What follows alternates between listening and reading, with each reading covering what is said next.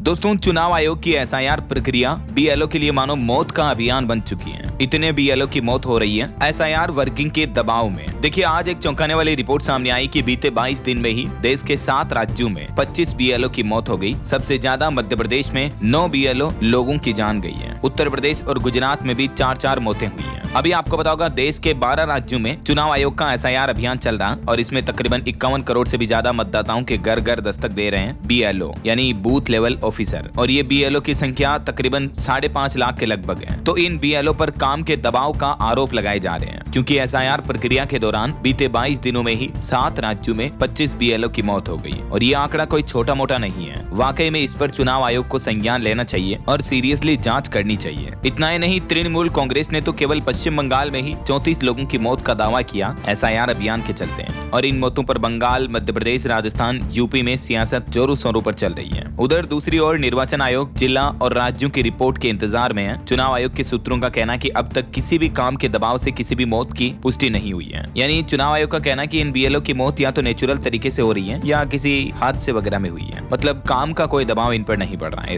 ऐसी media reports चुनाव आयोग के सूत्रों के मुताबिक आ रही है। इधर पश्चिम बंगाल के मंत्री अरूप विश्वास ने कहा कि एसआईआर के चलते हमारे राज्य में ही 34 लोगों ने जान दे दी। जबकि पश्चिम बंगाल की खुद मुख्यमंत्री ममता बनर्जी का भी कहना है कि इसका उद्देश्य पीछे के दरवाजे से एनआरसी लागू करना और डर पैदा करना है। वहीं भाजपा आईटी सेल के प्रमुख अमित मालवीय ने कहा कि टीएमसी के दबाव में फर्जी और संदिग्ध नाम जोड़े जा रहे हैं वोटर्स के। अब ये अलग अलग राज्यों के डेटा देखिए दोस्तों आप, कि 22 दिन में 7 राज्यों में किन किन राज्यों में 25 बीएलओ की मौत हुई। सबसे ज्यादा मध्य प्रदेश में 9 बीएलओ की जान गई, फिर यूपी गुजरात में 4-4, पश्चिम बंगाल राजस्थान में 3-3, तमिलनाडु और केरल में 1-1 बीएलओ की मौत हो गई। और अभी एसआईआर डिजिटाइजेशन के मामले में राजस्थान राज्य सबसे आगे चल रहा है और राजस्थान के साथ ही गोवा राज्य भी एसआईआर फॉर्म में डिजिटाइजेशन में टॉप पर है, जबकि केरल राज्य काफी पीछे है इस मामले में। अब देखिए, इस मुद्दे को लेकर और एसआईआर की मौतों के मसले पर एक्सपर्ट का क्या कहना है। एक्सपर्ट बोले कि अगर चुनाव आयोग थोड़ा ध्यान दे तो इस कार्य में आसानी हो सकती है। जैसे मध्य प्रदेश में बीएलओ को ऐप में कैप्चा भरना समस्या दे रहा था, तो उसे हटाने से काम आसान हो गया। बड़ी संख्या में फॉर्म अपलोड करने से सर्वर बैठ जाता है। ऐसे में फॉर्म अपलोड करने के काम को रात में करके इसे ठीक किया गया। टीचर्स पर स्कूलों में दिसंबर में कोर्स पूरा कराने का भी दबाव है, तो उधर टीचर एसआईआर में ड्यूटी अलग से लगी हुई है और उधर पढ़ाने का, शिक्षा का भी बोझ अलग से है टीचर पर, तो डेडलाइन सिर पर है। तो बीएलओ अपने स्तर पर समाधान निकाल भी रहे हैं, जबकि ये काम सिस्टम को करना चाहिए था। तो इन छोटी छोटी समस्याओं को चुनाव आयोग को थोड़ा सीरियसली देखना चाहिए और इसके समाधान के लिए या तो टीम बढ़ानी चाहिए या उपाय निकालना चाहिए या डेडलाइन बढ़ानी चाहिए। राइट। कुछ आरोप लगाए जा रहे हैं कि उत्तर प्रदेश के गोंडा जिले में जहर खाकर जान देने वाले बीएलओ ने कुछ प्रशासन पर गंभीर आरोप भी लगाए। उन्होंने कहा कि ओबीसी मतदाताओं के नाम हटाने और सामान्य वर्ग के नाम बढ़ाने का दबाव बनाया जा रहा। हालांकि अभी तक इस मामले पर जांच नहीं हो पाई। जांच के बाद ही सही पुष्टि हो पाएगी। फिलहाल ये मीडिया रिपोर्ट्स आ रही, भास्कर न्यूज की तरफ से ये अपडेट डाला गया। और एसआईआर के मुद्दे पर पक्ष विपक्ष, नेता प्रतिपक्ष का क्या कहना देखिए आप। नेता प्रतिपक्ष राहुल गांधी बोले कि एसआईआर के नाम पर पिछड़े, दलित, वंचित और गरीब वोटरों को हटाकर भाजपा अपने मन माफिक वोटर लिस्ट तैयार कर रही है। वहीं भाजपा के सांसद सुधांशु त्रिवेदी बोले कि विपक्ष ने पहले तो ईवीएम पर झूठे आरोप लगाए, अब मतदाता सूची पर लगाए जा रहे आरोप भी झूठे साबित होंगे। इधर सपा चीफ अखिलेश यादव का कहना है कि भाजपा आयोग 3 करोड़ नाम काटने की तैयारी में है। मृतक बीएलओ के परिजनों को 1-1 करोड़ दें, सपा भी 2-2 लाख रुपए देगी। तो ये राजनीतिक बयानबाजी और चर्चाओं का माहौल काफी गर्म मिजाज पर बना हुआ है। इस बीच दोस्तों, देश के सर्वोच्च न्यायालय सुप्रीम कोर्ट में भी एसआईआर मुद्दे को लेकर सुनवाई हुई